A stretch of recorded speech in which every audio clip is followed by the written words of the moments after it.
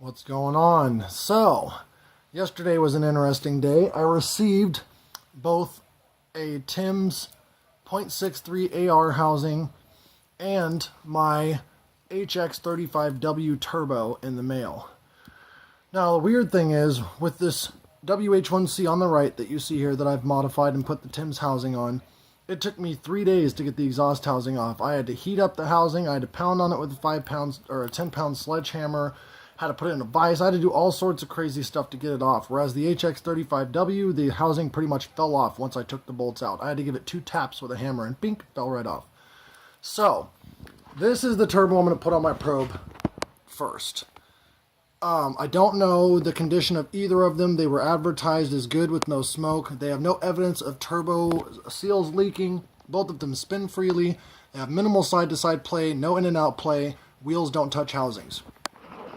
The H1C, I've already modified the compressor housing and welded on an extra little kachuga to put my intercooler pipe on with a standard clamp instead of using V-band. I'm going to use a T-bolt clamp on that. And as you can see, I have the Tim's 4-bolt exit 63AR T3 single scroll housing on the exhaust. So I'll get full boost at about 3,400 RPM on an F2T on my 2.2 liter single overhead cam 12 valve. Now this is the center section for the HX35w. I've pulled the compressor housing off because I'm going to go sandblast it as well and weld a pipe onto that to get rid of the V-band as I've done with this one. Yes, the welds are not pretty.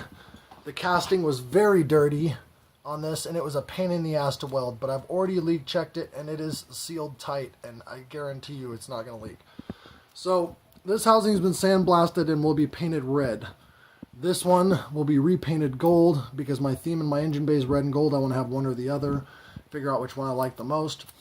But I figure I'll keep the HX35w center section as a spare in case this one blows or leaks. I can use the same exhaust housing, and I have the V-band clamp the snap ring clamp for the HX35w with the housing, and this one is V-band. So they are not interchangeable as I originally thought. However, provided the center sections of both are good, I'll have both housings for either one. Now, one thing I do not have is a drain for either of these turbos or a feed. I need to find them. However, I have noticed a couple of subtle differences between the two. For one, the HX35w, although both being the same turbine housing and the same 56mm 8-blade compressor, this one has, the HX35w has a snap ring style hold on. This one has the V-band style, V-band style hold on, and the feed and return are slightly different. So I don't know if I'll be able to interchange between the two of them. I will figure out in a little while. But I still need 1000 cc or 850 to 1000 cc high impedance square plug top feed injectors. The clutch is almost broken on the probe, so I can throw in my Walbro 255 and start doing some boost runs to check the holding capacity of the clutch, which I will be getting some video of here soon. But it's crazy how much of a contrast it is when you look at a haul set and you think, wow, that's a massive turbo.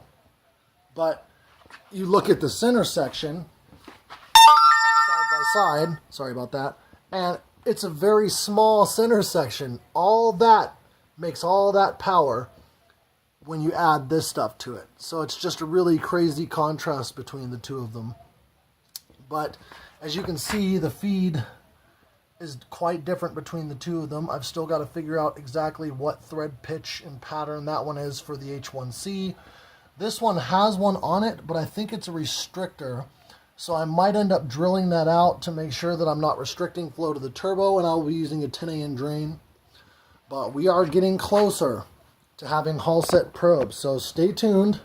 And hopefully really soon here, I'll either get sent the parts or I'll find the money to get the parts, and we will start making some serious power on this car. You know, I think the most I've ever made on this channel with it is about 300 wheel horsepower. I think that 375 to 400 wheel horsepower should be easily attainable. I'm hopefully going to be getting some H-beam rods here soon and some Wiseco forged 9.5 to 1 pistons. So I'll be bumping the compression up significantly and will make significantly more power on significantly less boost than I would on either these cast 8.6 to 1 pistons, which I have, or stock 7.8 to 1. So thank you everybody who's contributed to the channel. Make sure you like, comment if you feel the need, definitely subscribe if you're watching this video, and share the crap out of it. Because the more views I get, the more motivation I have. No, I'm not monetized. No, I make zero money. I just do it for the fun of it, and I love sharing it with you guys. So make sure that you help me out.